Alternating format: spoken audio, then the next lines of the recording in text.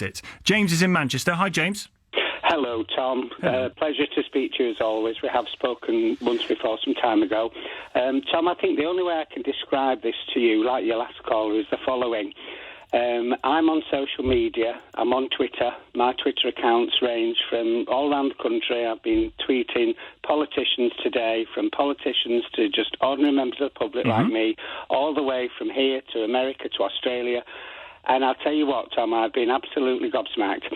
I cannot emphasise enough the amount of anger and rage that is out there if Mrs May signs this withdrawal agreement, which is keeping us locked into the EU for infinitum. I cannot underestimate it. And you were saying that your introduction was, should we have the army on? I would have, had it not been for today, I would have laughed at you if I'd have turned on the radio and heard that.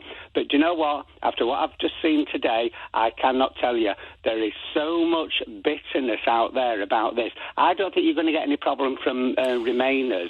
It will be for people who want, because if you think about it, Remainers, if they don't get, if we leave in this withdrawal agreement, they've almost got exactly what they wanted anyway, because we're not actually leaving. We're only leaving in name only. But do you think Twitter is the best resource to understand how much bitterness and anger there is out there, not least because not everyone in the country is on Twitter, and also it is a place, famously, where this sort of bile and vitriol gets stirred up? Well, I'll tell you honestly, Tom, I only joined Twitter a month and a half ago, and I'll tell you what, I've had some followers on it. I can actually direct Donald Trump a direct message. He's following me. So is Kellyanne Conway.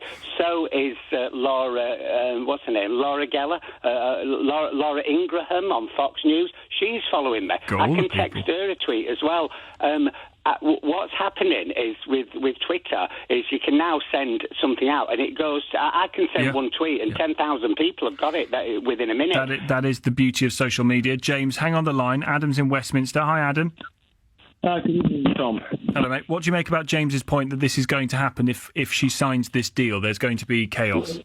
Well, I hope James has got a nuclear bunker, because it sounds like we've been escalated from Project Fear to Project Armageddon. What an absolute load of nonsense. What he needs to do is to make himself a cup of tea, sit down and relax.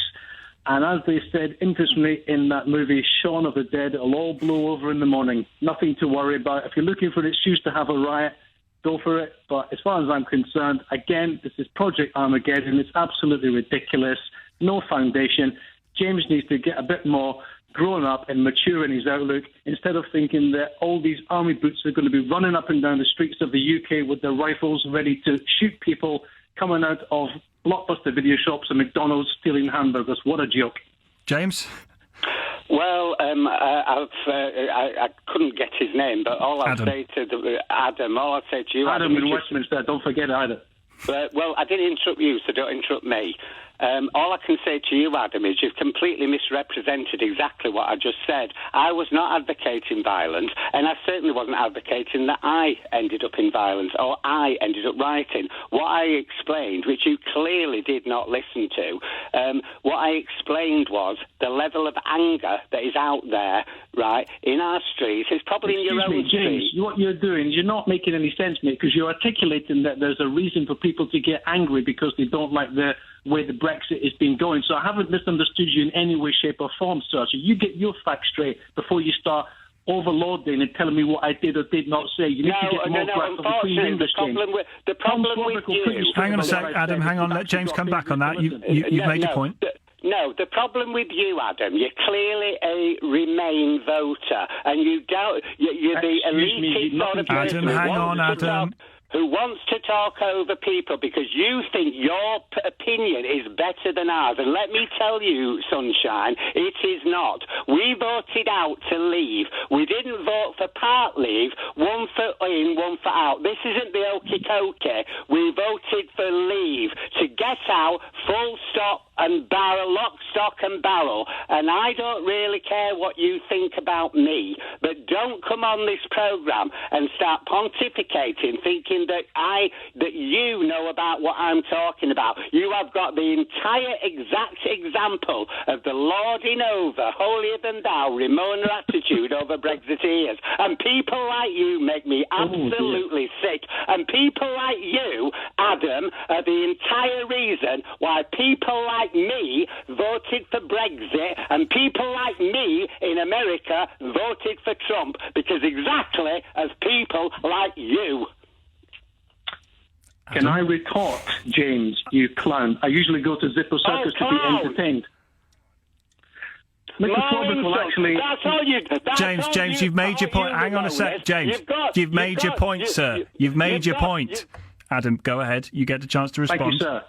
I think Mr. Swarbrick will enlighten you, James, as well as to my affiliations with regards to Brexit. Just because you assumed wrongly again, because obviously you're a clown. I actually voted for Brexit, and Tom knows my views on this very well. Well, you've shouted them on the radio before, Adam. Yeah, I'm aware. Thank you, Mr. Swarbrick. Thank you. So obviously this guy, you've got a problem with your hearing, James, because you don't understand where I'm coming from. That's why you need to join Zippo's Circus immediately, because your talents are best suited there, because you obviously talk like a clown, behave like a clown, and you're sounding like a clown to the million listeners on LBC Radio, because you didn't open the flaps and listen. Adam, that's a bit rude. Really? Can I speak now, Tom? Yep. Yeah, really, Adam. Yeah. Well, I'll tell you what, for all your listeners nationwide, you've insulted me about 4 times, right? Now, this is the typical characteristics. You're pretending to be a Brexiteer when really you're a Remoaner. How do you know that? What you Remoaners do... He says that he votes for Brexit. Let me finish. I didn't interrupt you. Let me finish. All you people have got is insults against Brexiteers. You cannot win the argument because you have not got one single solitary sole reason, good reason for staying in the EU, and therefore the only thing you do is insult Brexiteers, and that is exactly what you have done, Adam, on national radio. So you, my friend, are the one that needs to be ashamed of yourself, not me. Well, I'm not your friend, James, first of all, so don't even make that statement. And secondly, as Tom will attest to, I'm actually a Brexiteer, but unlike you, I actually speak sense. I didn't interrupt you when you spoke. Hang on, James, hang on a sec. Adam, are you lying that you voted for Brexit? Absolutely not, Mr. Swarbrick. No, I'm absolutely want to get out. I can even smell your body language from down the phone. You're not a Brexiteer. You're a pretend Brexiteer. You're a liar. James, you can't know this. You're just making false accusations about it. If the guy's I'm a psychologist, I can tell by his words. It's you're a psychologist. What you don't say. Well, Mr. Swarbrick, I apologise that you have to put up with this nonsense diatribe coming out of this gentleman's mouth. He clearly doesn't understand my viewpoint. You see, he has to interrupt me again because he has James, hang on. Adam, you're going to have to go ahead, but you're going to have to keep it brief. Yeah, I just reiterate what I've already said. He's better off joining the Zippo Circus because obviously he's got his talents lying there being a clown. As far as I'm concerned, at the end of the day, there'll be no military running around the streets of the UK, whether we have a Brexit or no Brexit, Tom. The reality is it's gone from Project Fear to Project Armageddon, and clowns like James do the Brexiteer process a bad name, and he should get a reality check. Thank you, Mr. Swarbrick. Good evening, Adam. Thank you, James. Blimey. I mean, if we don't need the military in to control the streets, it would have been helpful to have a colonel ready to control that, frankly. I've never heard anything like it. 0345 6060 973. It's come